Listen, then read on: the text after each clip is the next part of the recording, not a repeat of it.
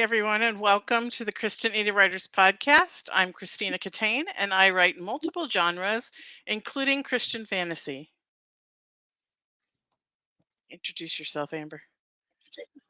Oh, hi, my name is Amber Carlson. I am a reader. I am Tina's daughter, and I'm a reader. So I don't write, but I love to read.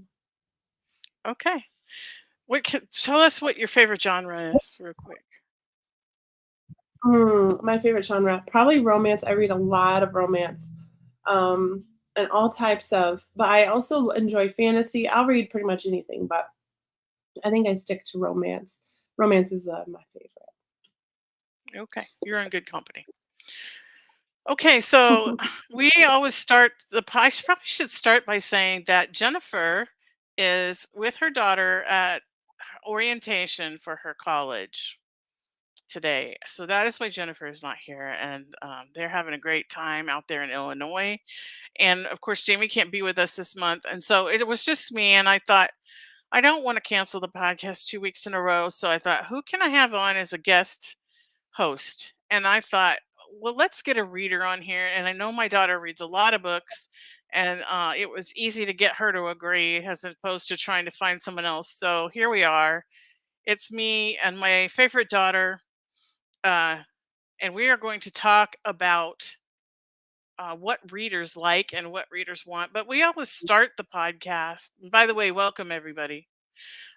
We start the podcast with a "What's Up" segment, and we just go back and forth and say what's up with each other. And so, for me, I have been working on my red light edits of my book three, and it's going really well. And I think I'm going to change my opening scene for the third time, but I'm not sure. I'm going to have to ask my beta reader what she thinks, who happens to be sitting over there. And then,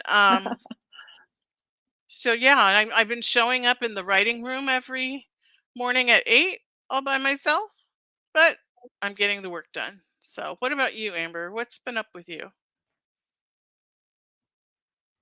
I have a 1.5-year-old, so she's been keeping me busy, and we recently, a couple days ago, went to Michigan Adventure for the first time with her, and she had a blast, but she was exhausted. But it was fun. It's been fun to watch her experience summer. She was little last summer, so she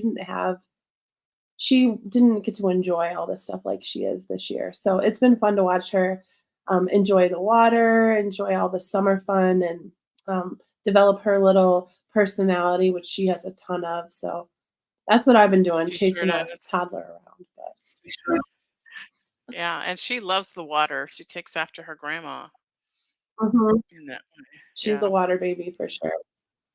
awesome. If you have your cell phone next to you, Amber, and the Wi-Fi is on, you might want to turn it off because it's just you're just a little bit glitchy, and that might help.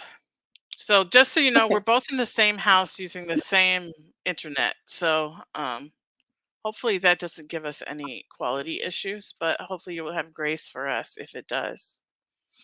Okay, so the podcast today is titled "Ask the Reader Anything," and so I had put a post in our Facebook group on Monday and asked, or maybe it was Tuesday.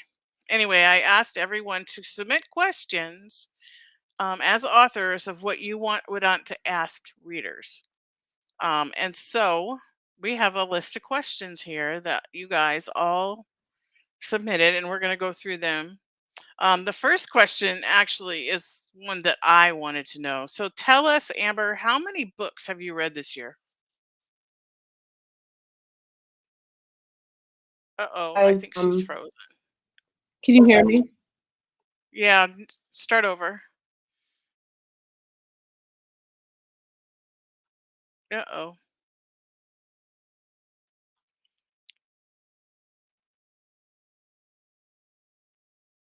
it is not working.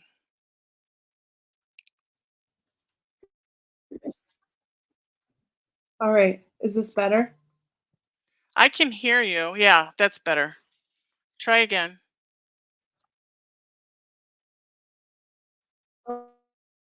Okay. Little I have read this year. That was your question, right? It kinda glitched out. Yes. How many books I've read? Yes. Okay. This year I have read probably around 90 books so far. Um, and then last year I read around 200, I think. Um, 200-ish books last year. Wow, that's a lot. That's a lot of books. Um, so hopefully we can get through this without too many glitches. I'm sorry, guys. It's just the signal, and it just started storming, so that might be part of it. Jamie wanted to know, would you read a book of a different genre by the same author, or would you pass?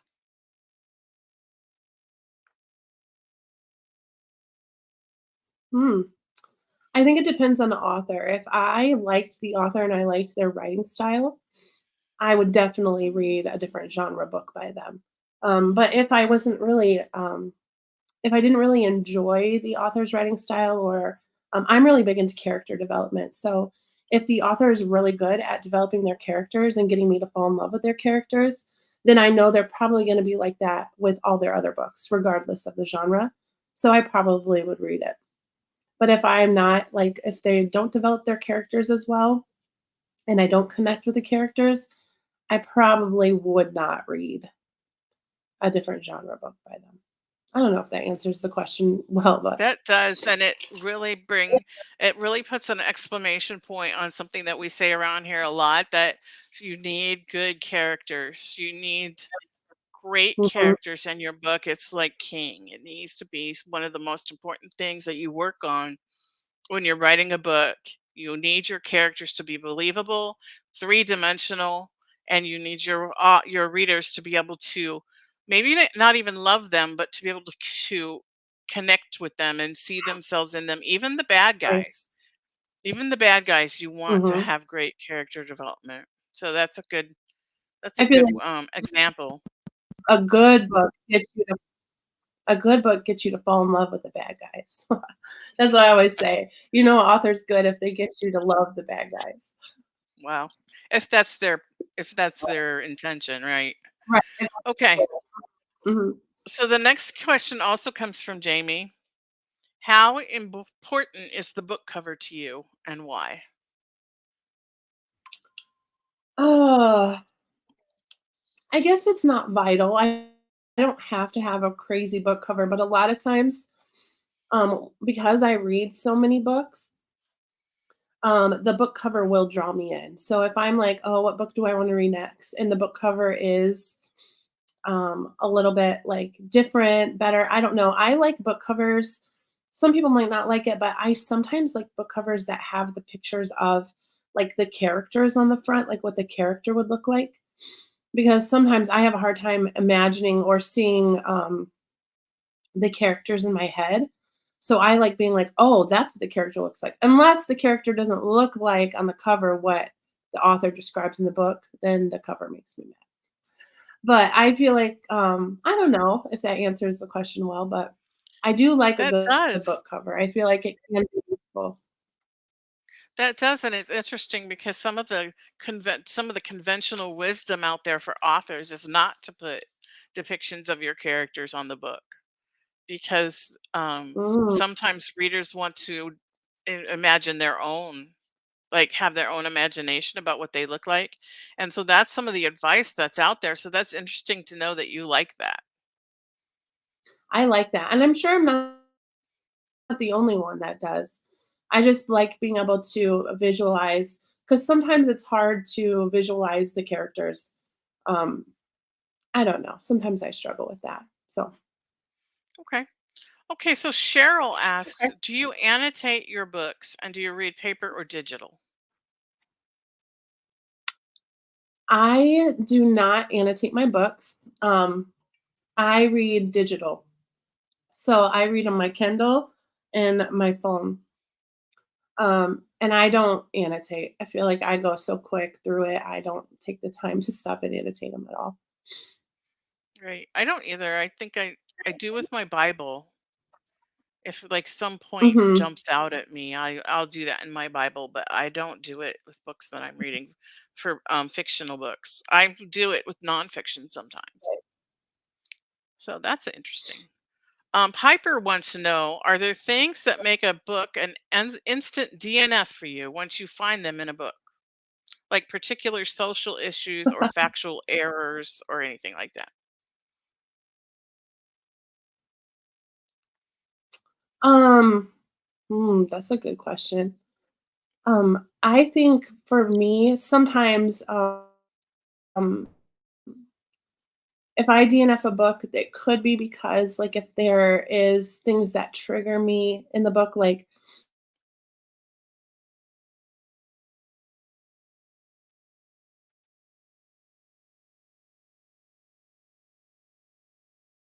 I think she froze maybe if again. they're talking about, like, Oh, child here we abuse go. issues.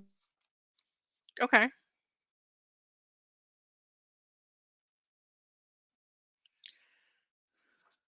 Okay. I'm hoping that she's going to come back. So I know that basically she does not like Or child something, abuse in her books. Sorry.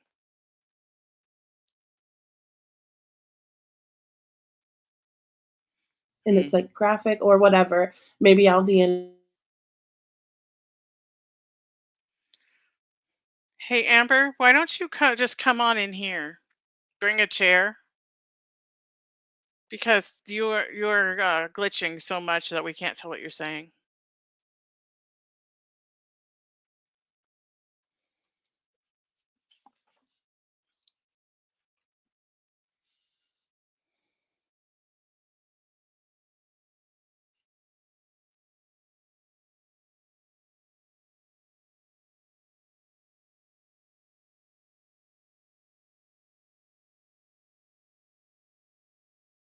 And we're going to wait for her to come.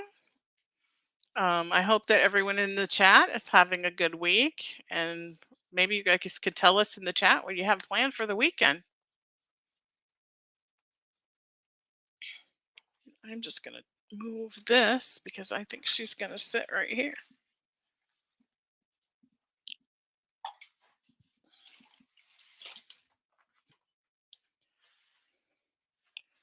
This is what you call raw and unedited live glitches happening.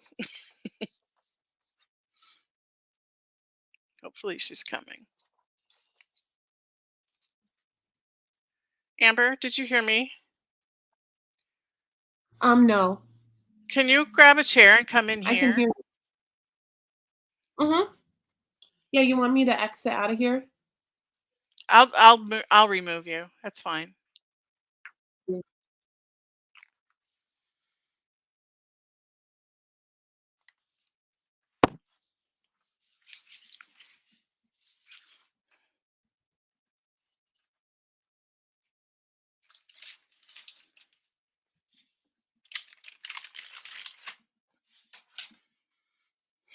Okay.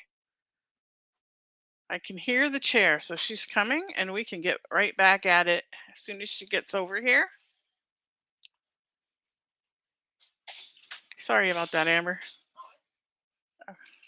I think it was the storm because it was working just fine and then all of a sudden it started to glitch. You're probably going to have to come up right close to me. Yeah, let me see. I guess I can't go over anymore. All right. So now we get to be together on the camera.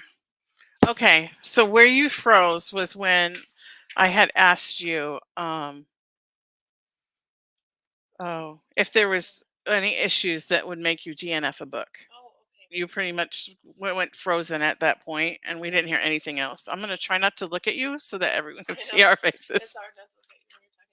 Um, for me, I think if I DNF a book, it usually is if I can't, and we kind of talked about this earlier, but if I feel like I can't connect with the characters, so I'm reading it and I don't really like the characters, I can't connect with them.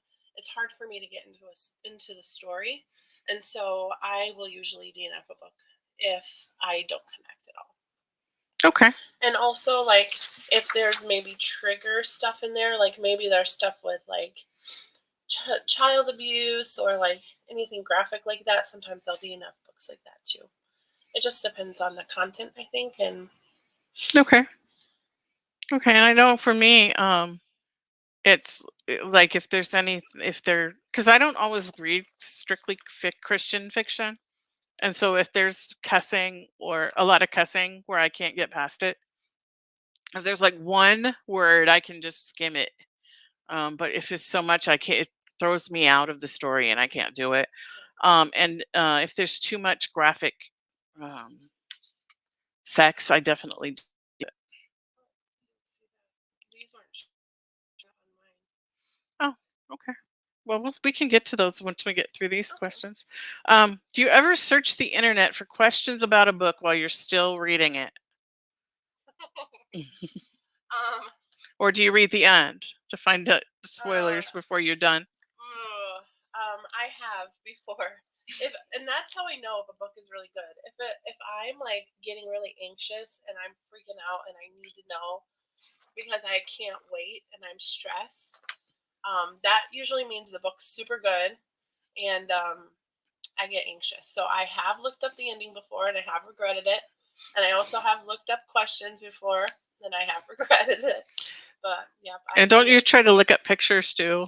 Oh, I always do. I'm one of those people that go on TikTok and I'll look up the character cast, like people's fan casts, like what they imagine the characters would look like, and stuff like that. I'm always doing that. Okay. So Sonia asked, how many pages or even paragraphs do you read before you DNF a book? Oh, I think it just depends. I usually try to give it some time. Like, I don't usually DNF it right away. Usually I try to give it, I don't know, I guess it differs. Maybe a couple chapter. Well, no, I give it probably, I'd say 100 pages. If by 100 pages I'm not into it, I'm not going to be into it. You know? And do you ever read the look inside? You know how you can look inside the book, the first chapter, to decide if you're going to read a book? Yeah, I do. Sometimes I like not knowing what the book's about. Like there'll be times I'm like, oh, I'm not going to read the about thing. I'm just going to go in and read it. And sometimes that's really good. I love it. And sometimes I'm like, I should have read I should have read the description of the book first. Okay. Okay. So, what are your favorite tropes? Mm-hmm. This is also from, actually, all the rest of these questions are from Sonia. So. Since I mostly read romance, I do like fantasy a little bit. I do like a lot of everything, and I don't just read Christian. I read a lot of. I read everything. I read a little bit of everything. So, I my favorite tropes. I would say my favorite trope is probably enemies to lovers. I love a good enemies to lovers book. Um, there's a bunch I love. I'm trying to think of some more. Enemies to lovers. We talked about it earlier. What else is there? Let's see. There's the meet cute. There's yeah. the whole misunderstanding thing. Oh, yeah. I'm trying to think. One I don't. Oh, did you already ask what I? What was your least favorite? Was the next question. My least favorite. I don't know why, but I cannot get into like arranged marriage trope. With romance books, I struggle with the arranged marriage one. I don't know why. Oh, I know another one I like. I like the single dad trope too. I love the single dad nanny because I like kids. So I've always been like really big into the single dad trope thing. But the tropes I don't like. I don't really care for arranged marriage ones. I don't know why. I just get bored with those. Yeah, it just seems kind of contrived in a lot of ways. And it's like, you know what's going to happen. You know they're going to be married and they're going to fall in love and blah, blah, blah. So I like when I feel like when you read a lot of books, it's hard to find ones that are different. Do you know what I mean? Like that aren't like, oh, I've read this a million times sort of thing. So you're sometimes looking for something that's not the same as everything else. Yeah. And some readers really like Like they're looking for a specific thing and they want it to be the same every time, Right. just with different characters. But some readers want it to be different. And so for the authors out there, I think that if your heart wants to write something different, then I think you should do it because there are readers out there that will read it. Okay. What was the best scene you have ever read in a book? Best scene I've ever read in a book. Oh man, that's gonna take a minute. Or maybe just something that you really liked that you've read recently, if that's easier. Hmm.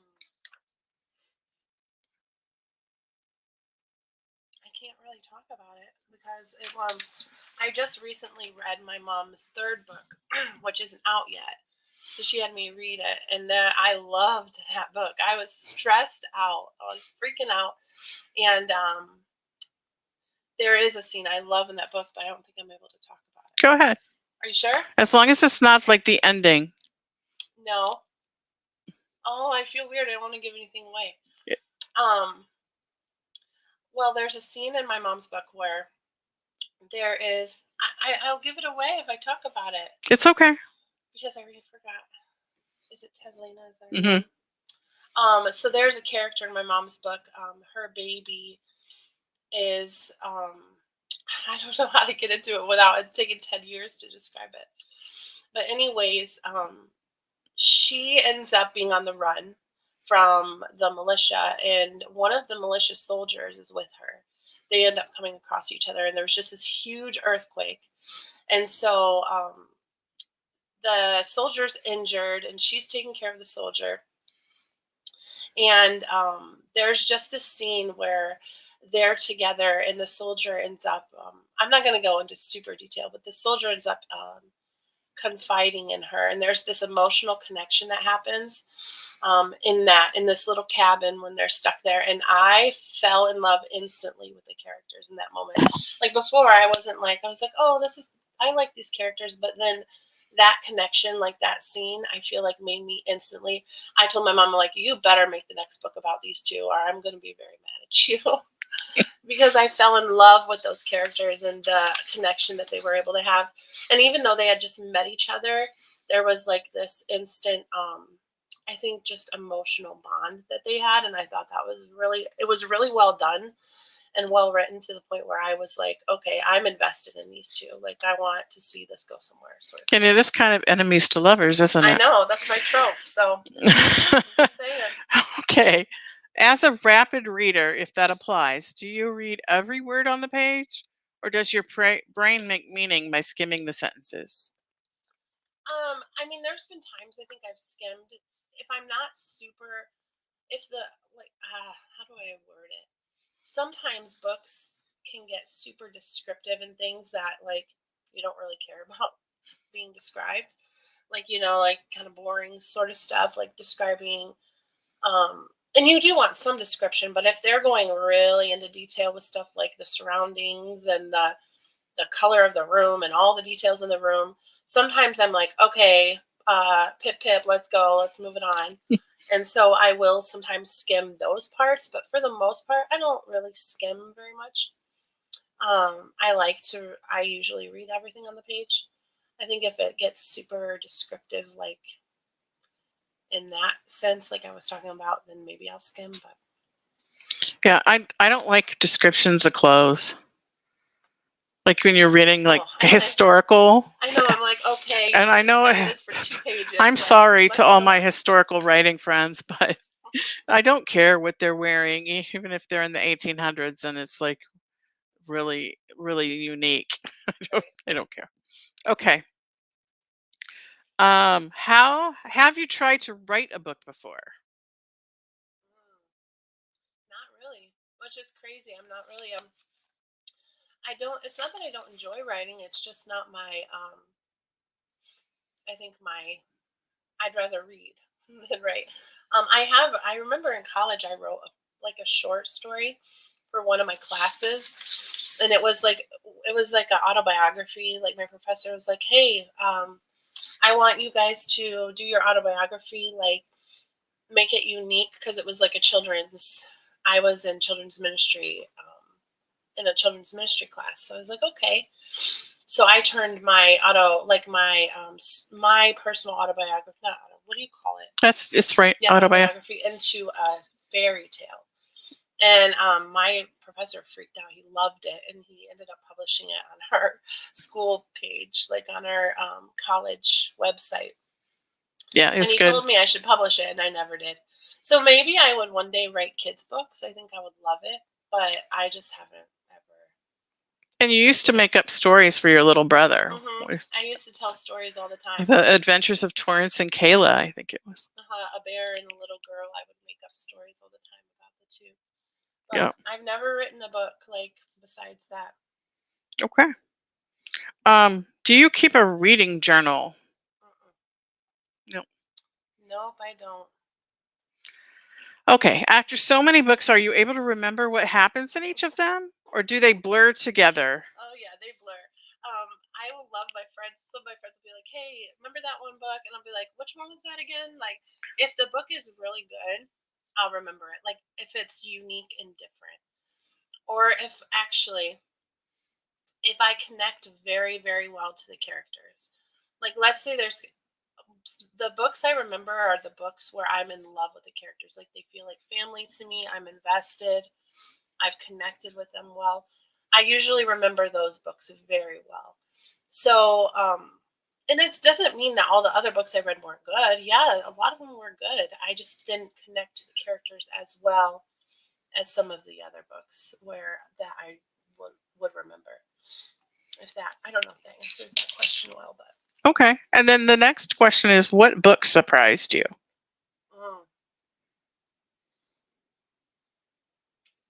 I think I already talked about it, but I loved your third book. I think that book had me freaking out. It was very well done.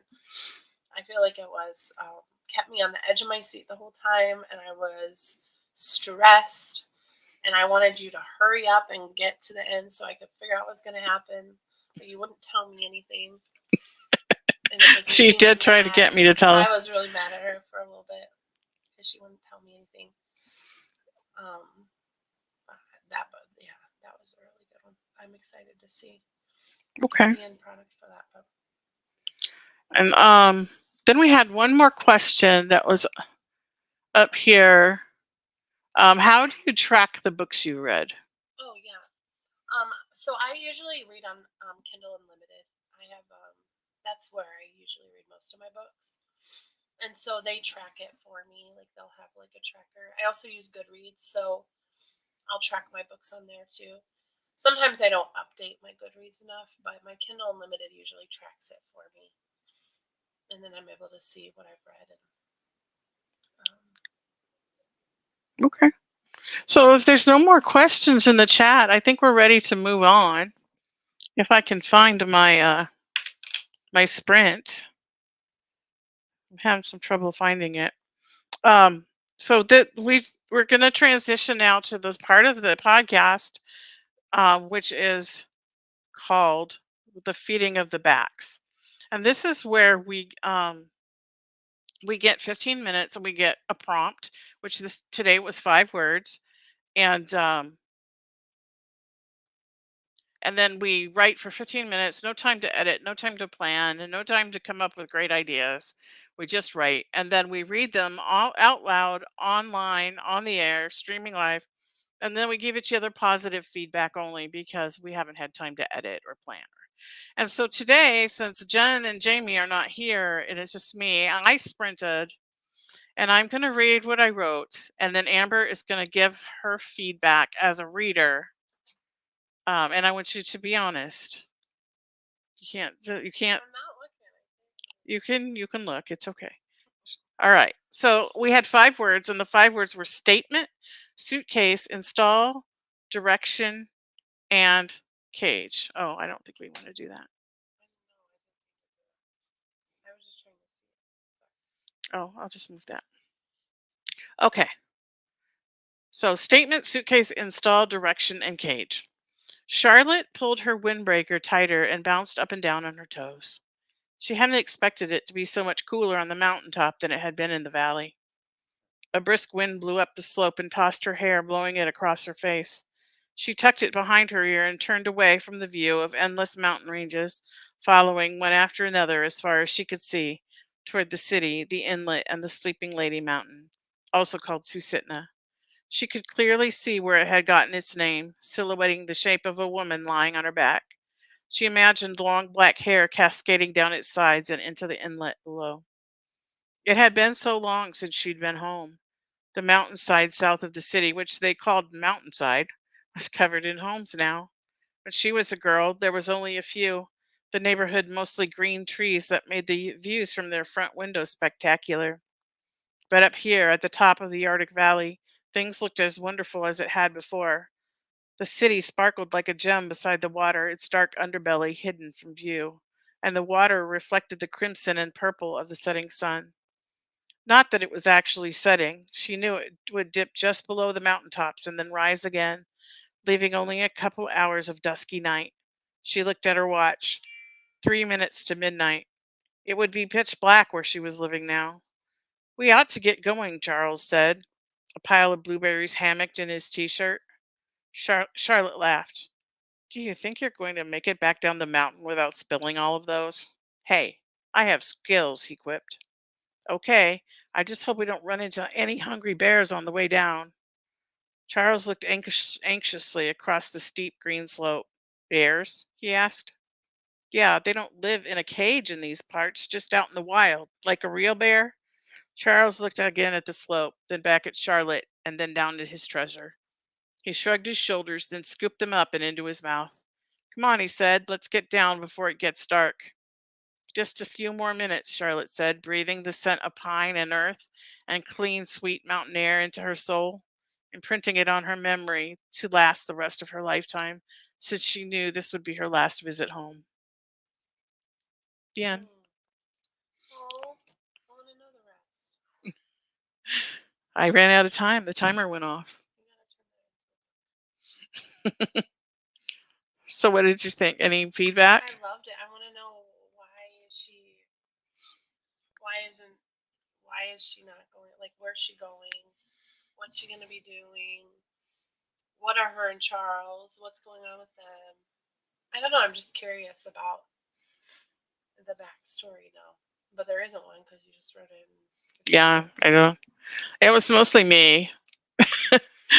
My memory of the last time I was there. So, I love the way you described the Sleeping Mountain. For some reason, all I could picture was Moana, the Tafiti. oh, it's I'm like, similar. that's what I was thinking of. It is So kind of accurate. similar. Mm-hmm. But this it's like when you're looking at it, the head is I don't know, I'm backwards on the screen, but the head is on the left and the feet are on the right, and then you just see the silhouette. Oh, it's opposite. Yeah, it's the But opposite. that's what I was picturing that because I'm like, oh, that sounds like that. But I liked it. It made me want to know more. Well, and as an author, that's something that you want. You want Mm-hmm. someone to start reading your and go, "Oh, I want to know more. I want to know what who this character is, and I want to know what their problems are and all this." So, okay. So, after we do the feeding of the backs, which usually takes a lot longer because you don't just have to listen to mine. Oh, There's another question. love your descriptions, Tina, and can't stop thinking about how the blueberries will stain his shirt. I know, right? And his mouth, and his teeth, and his hands. um, okay, so we move on now to what's called the what's next, and we just say what's going on next in our personal lives or with our writing career or in Amber's uh, case, her reading career, I guess, if you want to call it that. And so, why don't you go first, Amber? What's next for you in your life? Oh, I don't know. I'm about to our on Sunday our VBS starts for our church, and so I'm in charge of the preschoolers. So pray for me. And so I've been preparing. I have to get my mom's gonna watch Baby Girl today while I go and get the last of the supplies. But this So week pray will for be me. yep, this week will be crazy. Just getting ready for getting VBS done, and I'm also starting a new job. for I'm going to start job shadowing for a recovery mission where I'll work with women and their children who are going into recovery housing from addiction. And so that's a new job. I've never done anything like this before. So I love the cause. I think it will be so fulfilling and such a wonderful opportunity. But I also have a lot of, I just like, this is going to be crazy. This is going to be a crazy ride. So a lot of new things happening for me. Yeah, and I think it's right in your wheelhouse, though. I know. Right in your skill set and It your sits well. giftings. It sits well in my spirit. Like I know this is where I'm supposed to be. There's just nerves, like Yeah. how am I gonna be able to help these women when I've never maybe went through what they're going through, sort of thing. Hmm. But But they need to see healthy examples so that yeah, you can be that for them. Awesome. And so for me, I'm going to keep working on my red light fixes in my manuscript. I have to add some scenes in there because my daughter is making me add scenes because I she know. I'm was. like, what's happening with these characters? You better have some with this. She had a lot of holes, and I'm like, you better fill those. I need to know. I need to know some things. And that's why she's so valuable to me, not just because she's my favorite daughter, but as my beta reader, she's really valuable because she doesn't hold back and she's like, this is what I need as a reader, and that's what I want to know. And I think having a reader who doesn't know a lot about the writing process and what we are taught about structure and all that stuff is valuable because it helps us to see it through the eyes of the readers. And isn't that why we're doing this for the readers?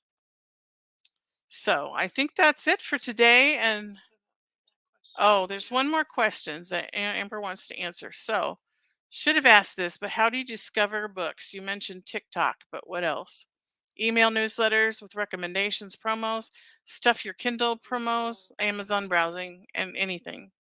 Um, yeah, I think most of the books. I think Amazon. So Amazon, Kindle Unlimited does really good with the browsing history. Like I get a lot of the new books I read from stuff I've read before. So like in my Unlimited app, it'll show like books like this one you were currently reading, and it will show me a bunch of books. And a lot of times I'll get my books from there. Also, yeah, TikTok. I'll look up like a certain if I'm in a certain mood, or I know there's a certain book I kind of like, um, a certain trope I want to read. I'll maybe search that.